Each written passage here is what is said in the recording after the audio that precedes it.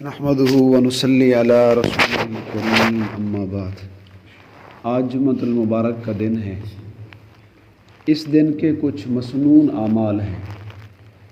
آپ علیہ الصلوۃ والسلام نے فرمایا، جو آدمی جمعہ کے دن کو پائے فلیغتسل، اس کو چاہیے کہ غسل کرے۔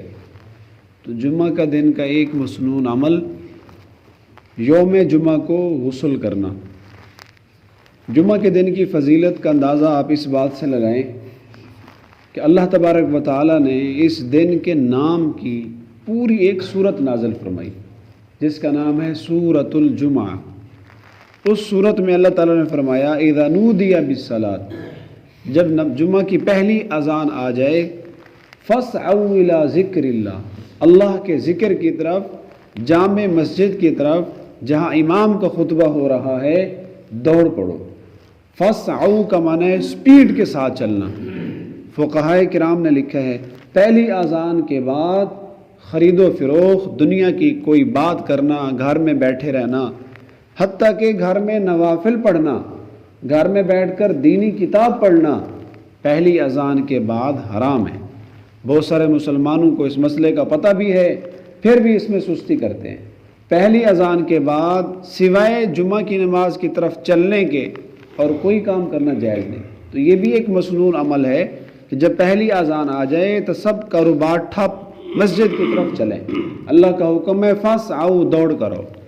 اور جب نماز پڑھ لی جائے، اس کے بعد خرید و فروخت کرنا، دکان کھولنا، تجارت کرنا، یہ بھی ایک مسنون عمل ہے، کیونکہ اللہ تعالیٰ فرماتے ہیں فانتشروا فی الارض، جب جمعہ نماز پڑھ لو، اب اللہ کی زمین میں پھیل جاؤ، وابتغوا من فضل اللہ، اللہ کا فضل، رزق، مال، روزی، اس کو تلاش کرو۔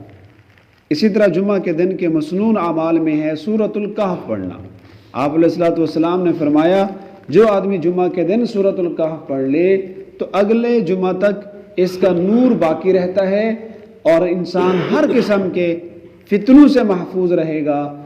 اگر خدا نخواستہ فتنہ دجال رونما ہو گیا، جس نے سورۃ کہف پڑھی ہوگی، وہ دجال جیسے بہت بڑے فتنے سے بھی محفوظ رہ جائے گا۔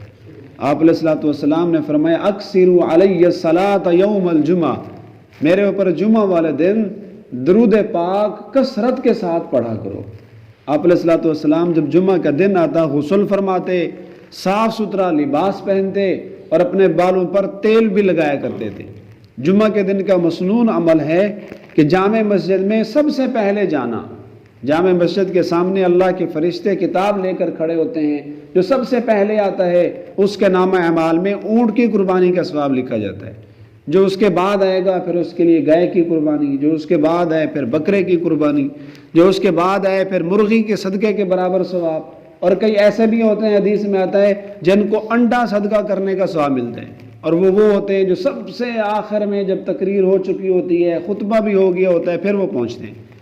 تو آپ علیہ الصلوۃ والسلام نے فرمایا، جب جمعہ کے خطبے کے لیے آؤ، امام کے سامنے بالکل خاموشی سے بیٹھ جاؤ۔ جب امام خطبہ دے تو کسی کو یہ کہنا کہ چپ ہو جا، آپ نے فرمایا یہ بھی فضول بات ہے۔ بس جب خطبہ ہو رہا ہے خاموشی کے ساتھ بیٹھے، وَدَنَا الْإِمَامِ، اور حدیث میں آتا ہے امام کے، خطیب کے بالکل قریب جا کر بیٹھے۔ جمعہ کے دن ایک مبارک گھڑی ہوتی ہے جس میں اللہ تبارک و تعالی جو دعا مانگیں اللہ اس کو قبول فرماتے ہیں۔ اس کے بارے میں بہت سارے اقوال ہیں۔ بعض رات کہتے ہیں دو خطبوں کے درمیان جب امام تھوڑی دیر کے لیے بیٹھتا ہے، وہ قبولیت کی گھڑی ہوتی ہے، جو بھی اللہ سے دعا مانگیں گے اللہ قبول فرما لیں گے۔ اور بعض رات فرماتے ہیں غروب آفتاب سے تھوڑی دیر پہلے، عصر کے بعد، وہ قبولیت کا ٹائم ہوتا ہے۔ اللہ تعالیٰ مجھے اور آپ کو جمعہ کے دن کی برکتیں اور اس کی رحمتیں نصیب فرمائے۔